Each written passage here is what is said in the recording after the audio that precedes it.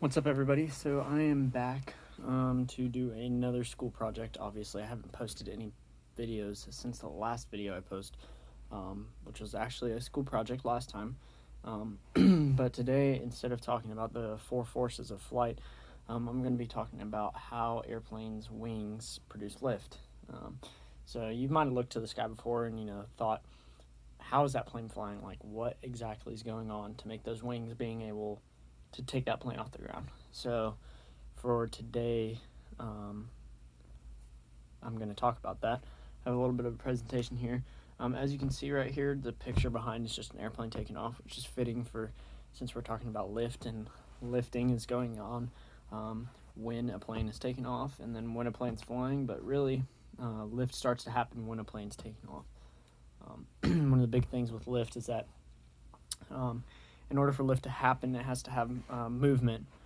We'll go into a little bit more into that in a little bit later slides.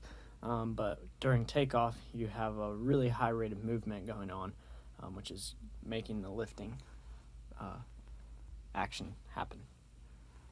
So what is it? So for an airplane to fly, it has four forces acting on it that are going to make it fly. Lift happens to be one of the forces. You might have seen the last video, and we talked about it in that video, how lift was one of those forces. Some could argue that it's one of the most important forces, just because, without lift, none of the other forces would really work. And lift wouldn't happen without any of the other forces. So when a plane's flying straight and level, all of the forces are in equilibrium with each other.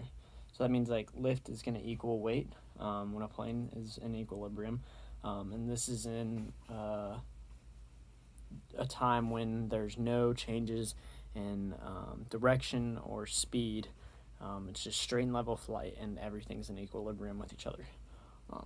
If you look at this picture over here, you can kind of see the air moving over the airfoil, which is the wing. And you can see the faster air on top and the slower moving air on the bottom.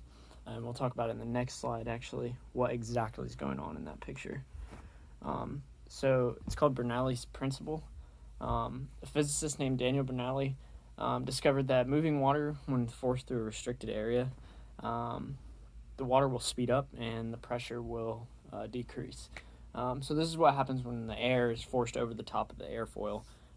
The air speeds up on top, the pressure on top of the wing decreases, and then the pressure is either same or less on the, or the same or greater on the bottom of the wing, which creates the lift and the upward force that's pushing the plane up into the sky.